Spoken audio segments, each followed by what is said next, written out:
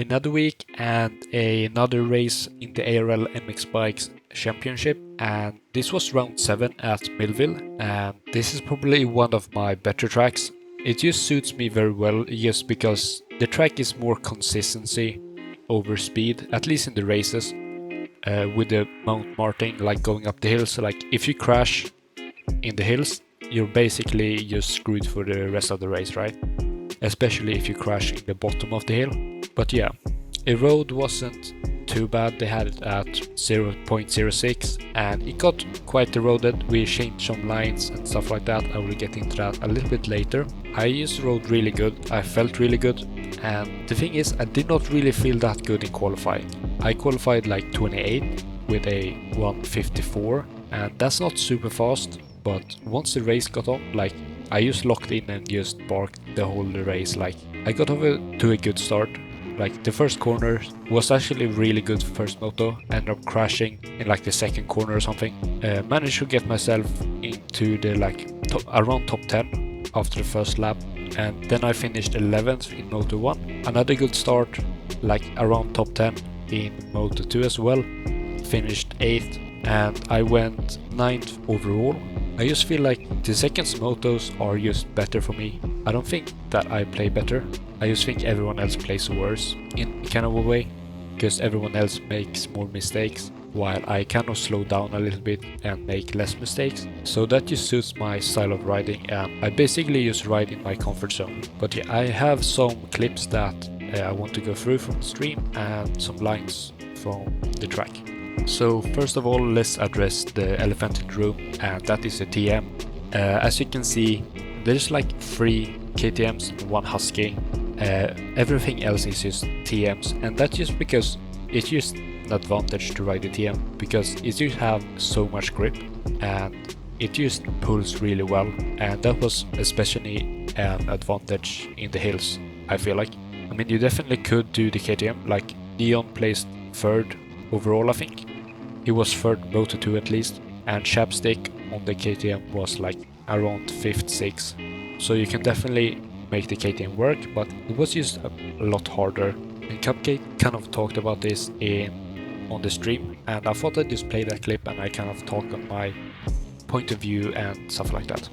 W to the guys sticking out the KTMs and Huskies, yes indeed. Always a W to the riders that aren't riding the preferred meta. We love to see a little bit of variety, because at the end of the day, if you're fast, you're going to be fast on any bike. It is just a matter of personal taste and preference, and those that choose the meta are very much just kind of following the crowd for the sake of following the crowd, because they're just that nervous to potentially suffer with a disadvantage.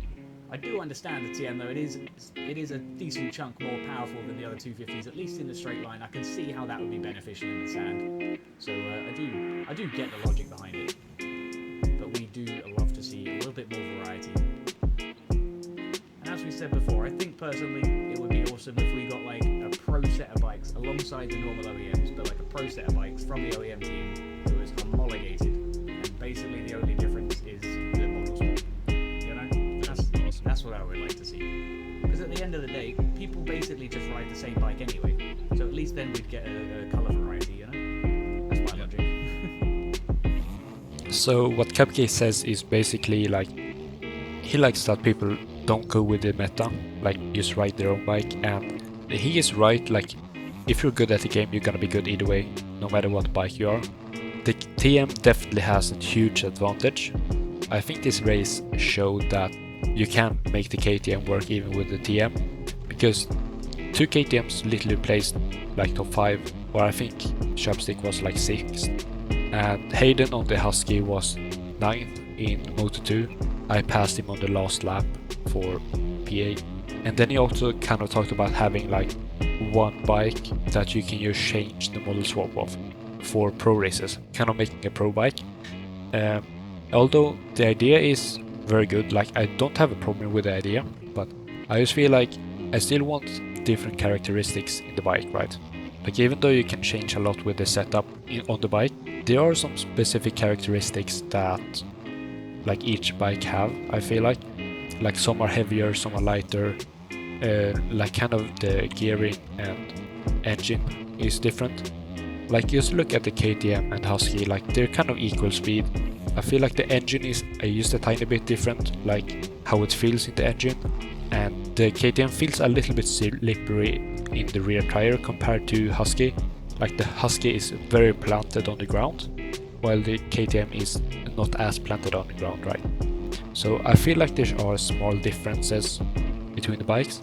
So it would be cool to kind of have that, but all bikes cannot be meta, or have 3-4 bikes, because now the TM is meta, otherwise the KTM is meta.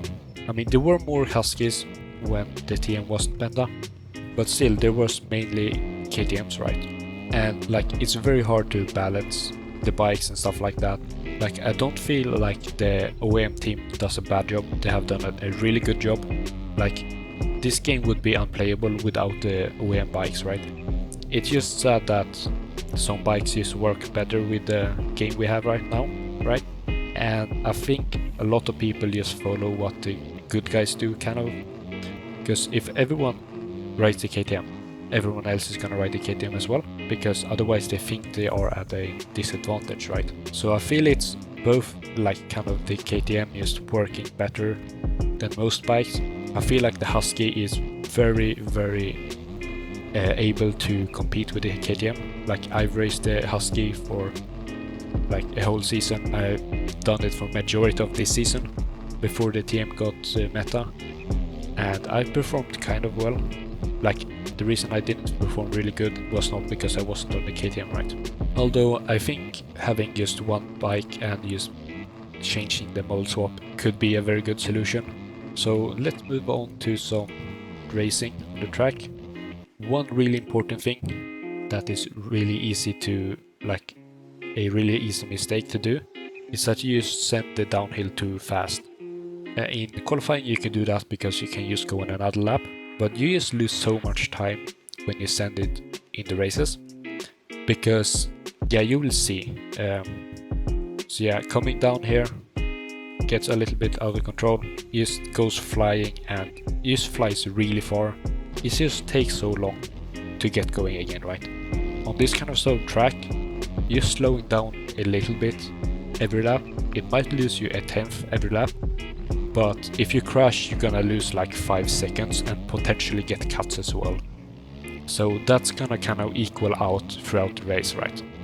One thing I think they have started to doing really well in their later two motos with Redbud and this is they have run a little bit higher a road, and this corner here is the long sand sweeper after the first set of rollers, and we were going outside right here. You can't really see it from this angle, but we were going very outside here, right, in Moto 1. But because of we run high road, people started to actually switch line, because going this almost outside is not that much slower, but it's very smooth because there's no road there, right?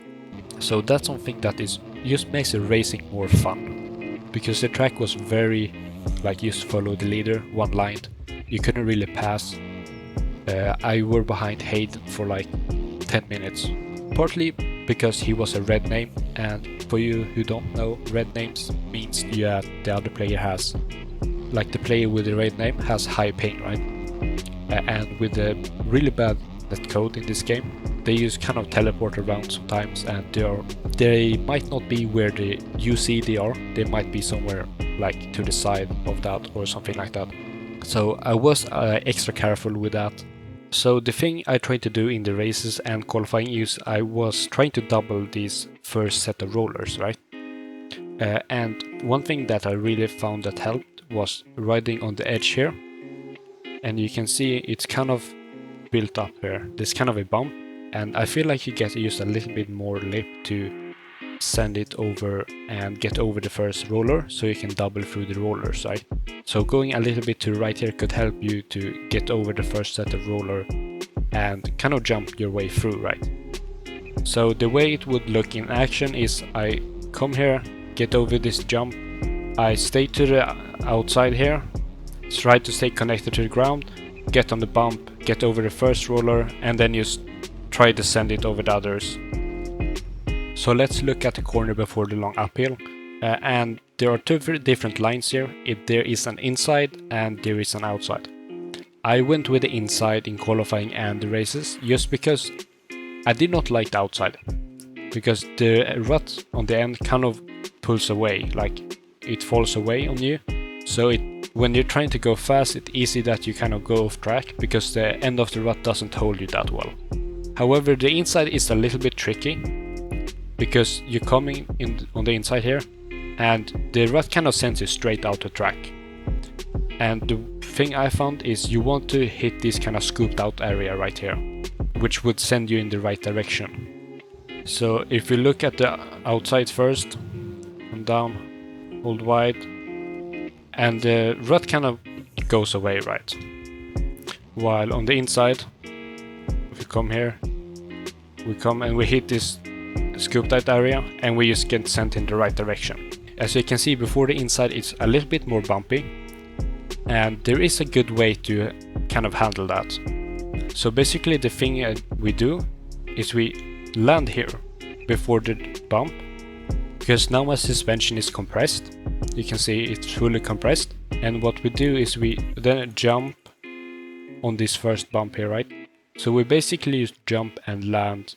Preferably you land after the third roller, and see what we have done. We now missed this whole section. You can see I'm also holding inside here, because here is the bumpy part and it's kind of angled outwards as well. So if you're coming in this line, it's very easy to slip and go to the outside or slip and crash. So if we just keep on going, you can see, hit a little bump here, but there's no more bumps on the inside here. So I can just comfortably land on this kind of built up area here and continue into the corner and just have smooth throttle over these last two bumps here. It also be a little tricky to hit this inside fast, because the thing you want to do is when we come in the corner, when we exit the rut here, we want to have smooth throttle, right? Otherwise we're gonna spin out. So if I ride it again, just pay attention to my throttle after the rut, right? A smooth throttle here. And this way we maintain traction, because if we slide out, well, we lose all our speed and we're not gonna get up the hill. So let's look at downhill as well. As you can see, it's not too bumpy on the top section here. It's a little bit small bumps here and there in the beginning, and you can see I'm kind of landing before these sets of bumps here, and basically my goal is to kind of jump over them or just have throttle and stay on top of them, right? Same thing here, I'm just jumping as far as I possibly can to get over all the rough things here. Same thing here, just bounces, jump as far as possible, jump as far as possible again. The thing though, when we come to the bottom here is where all the rough is. So we want to have our bike settled kind of before this, right? If we just jump into this, like your bike can kick sideways or whatever, like you can't really control it too much. So the line is kind of going on the left, or it's going to be the left when you're riding this. So the outside basically. And what you want to do is you want to start to cut over to the inside and then just jump into the inside. Because if we look at the bottom here is where all the big bumps are. On the outside it's very big, on the inside not so big, but we get a bad corner entry. Right here it's kind of big, but if we can go in between this, as you can see, I'm going in between in this kind of scooped out area where the bumps aren't as big. So we basically avoid the biggest part of the bumps, right? While at the same time having a good line into the corner. So let's go through this in first person. Come jumping down here, jumping over the bumps, jumping as far as possible. Here we want to have time to settle, have a good line between the bumps, and just commit to jumping into the corner. So let's do a full speed run.